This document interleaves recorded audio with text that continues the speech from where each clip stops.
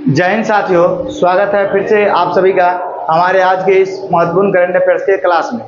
तो देखिए, आज जो हम बात करते हैं फिर से आपका वही है, मतलब विभिन्न रिपोर्ट एवं सूचकांक।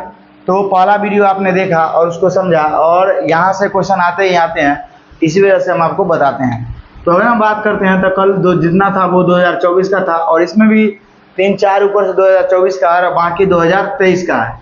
तो आप जब तक एग्जाम दीजिएगा तब तक आपका ये जो 2023 का सूचकांक है ये 2024 का भी बन जाएगा। एग्जाम में अभी समय है। अगर देखिए, आप कहते हैं कि वैकेंसी आएगा कि नहीं आएगा, तो बिहार दरोगा का वैकेंसी आपका कंफर्म आएगा। इसका आने का कारण यही है, एकमात्र कारण कि विधानसभा चुनाव, क्या आपका विधानसभा चुनाव इसका एकमात्र कारण है।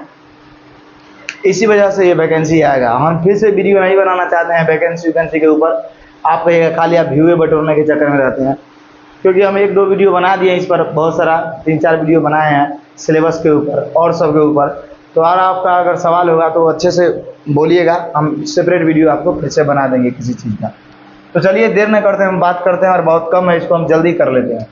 आपका पहला क्या बोल रहा है कि global fire power, global fire power में भारत का स्थान कौन सा है। देखिए, इसको जो जारी करता है ग्लोबल फायर पावर ही जारी करता है। इसमें प्रथम स्थान पर ये आपका क्या हो जाएगा, शीर्ष देश।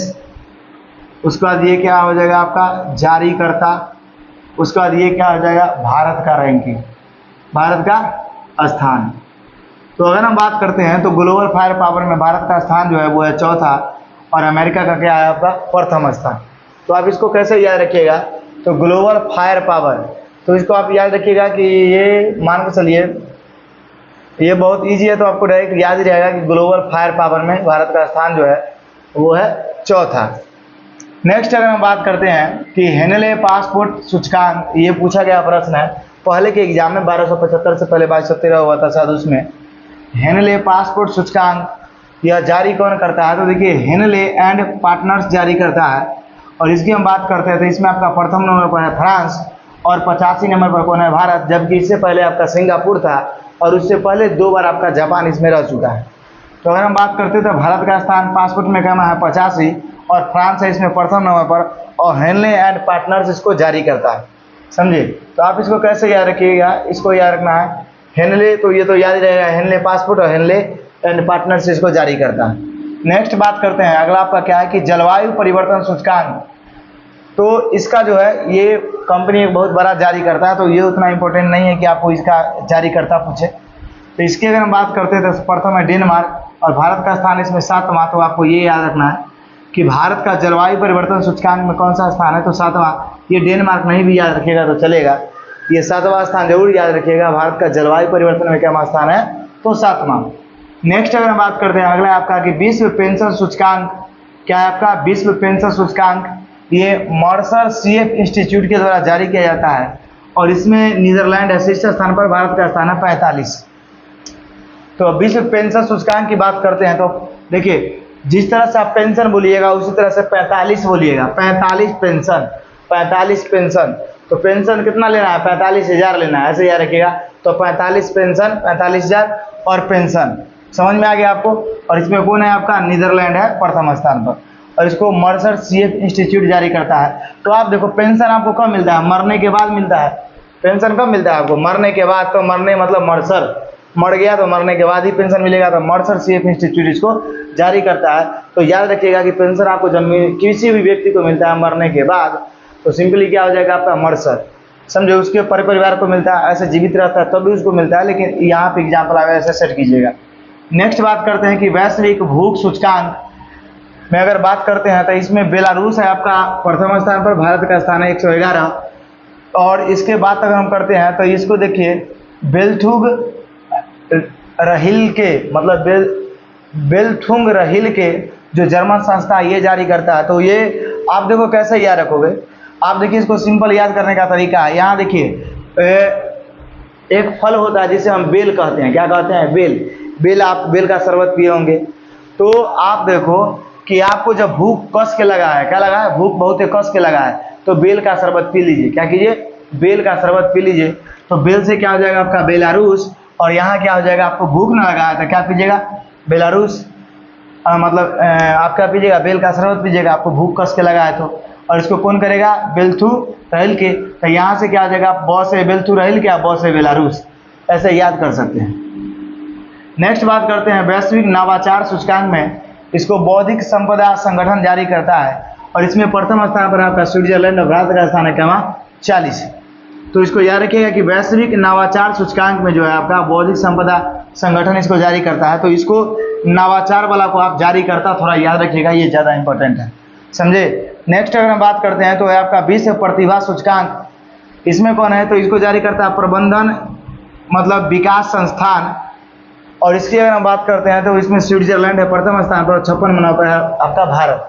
तो अगर हम इसकी बात करते हैं विश्व प्रतिभा सूचकांक का, तो इसको आप याद रखिएगा कैसे, आप इसमें भारत का क्रम याद रखिए, ये नहीं भी याद रखते हैं तो कोई दिक्कत वाली बात नहीं है। आगे समझिए, आगे आपका कि वर्ल्ड एयर क्वालिटी सूचकांक, मतलब दुनिया में किसका कैसा मतलब एयर क्वालिटी है। तो इसकी अगर हम बात करते हैं तो इसके जारीकर्ता से मतलब उसका नहीं है। इसमें अगर हम बात करते हैं तो इसका देखिए, एक मिनट देखिए, इसका हम शायद लिख नहीं पाए हैं, इसको हम मिटा देते हैं। चलिए, ये हम आपको नेक्स्ट कभी बता देंगे।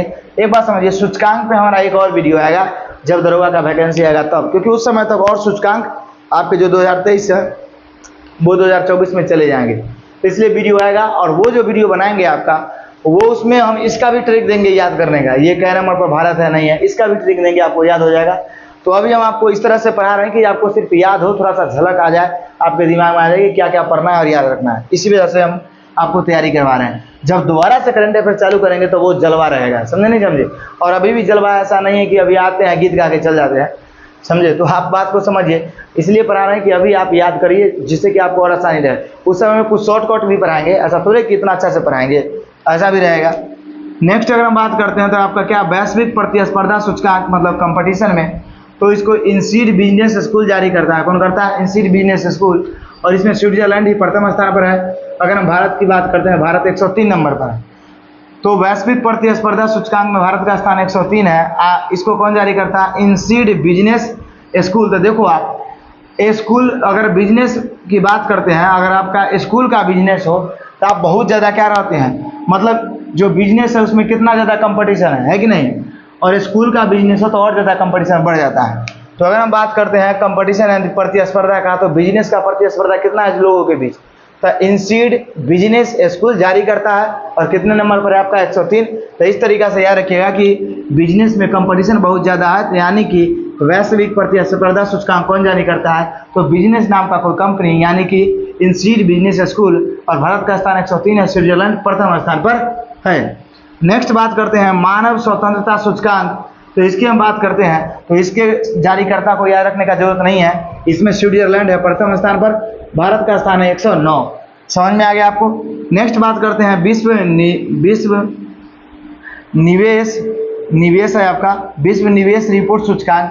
तो इसको जारी करता है अंकटाड। और इसमें अगर हम बात करते हैं तो अमेरिका है प्रथम स्थान पर, भारत है 7वां स्थान। तो आप कोरिलेट कर सकते हो। 7वां स्थान पर एक और जगह है, यहाँ पे देखिए जलवायु परिवर्तन सूचकांक में और विश्व निवेश सूचकांक में। तो निवेश करना है या जलवायु की बात है तो भारत का दोनों में स्थान कितना है, 7। इसको ऐसे याद रखिएगा। नेक्स्ट अगर हम बात करते हैं लॉजिस्टिक परिवर्तन सूचकांक, इसमें इसको जारी करता है कौन, आपका विश्व बैंक। और इसमें सिंगापुर प्रथम स्थान पर और भारत का स्थान है 38। तो ये लॉजिस्टिक की बात करते हैं तो इसको याद रखिएगा लिपस्टिक। क्या याद रखिएगा, लिपस्टिक। और जो लिपस्टिक है उसका दाम है 38 रुपया। क्या दाम है, 38 रुपया, समझे।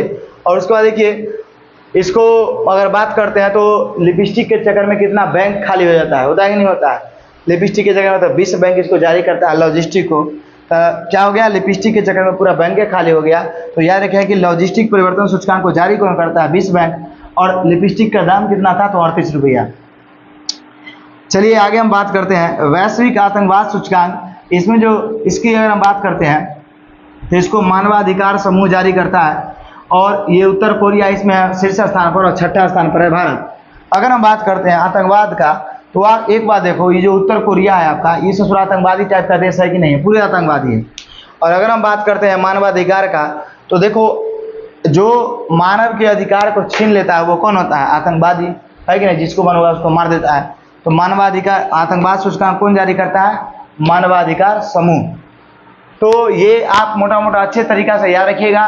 कल का जो वीडियो था इससे ज़्यादा इंपॉर्टेंट था, वहाँ से प्रश्न आने का बहुत ज़्यादा संभावना है इसकी अपेक्षा, लेकिन इससे भी प्रश्न आ सकते हैं, ऐसा नहीं कि नहीं आएगा। अगर प्रश्न नहीं आता तो हम वीडियो लाते ही नहीं, समझे। तो इसको भी आप ध्यान में रखिएगा, एक बार इसका स्क्रीनशॉट ले लीजिए, समझे। तो चलिए, आशा करते हैं कि आप स्क्रीनशॉट अच्छे से ले लिए होंगे। तो आपको ये क्लास कैसा लगा ये ज़रूर बताइएगा, और हम आपसे मिलेंगे अब अगली क्लास में। तब तक के लिए जय हिंद, जय भारत।